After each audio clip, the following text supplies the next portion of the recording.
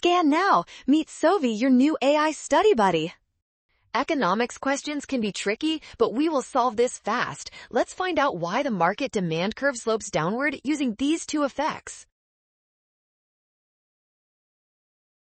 First, the substitution effect shows that when a price drops, consumers naturally swap expensive goods for cheaper ones. This shift increases the quantity demanded for that specific lower-priced item. Next, the income effect kicks in because a lower price increases your purchasing power. You feel richer, so you buy more of the good, further boosting the total quantity demanded. Combining these two effects explains why demand curves slope downward. That makes option E our final winner. You totally nailed this microeconomics concept today. Well done! Scan the code. You can learn better with Sovi. Avoid rush and check steps to trust given data for every single problem.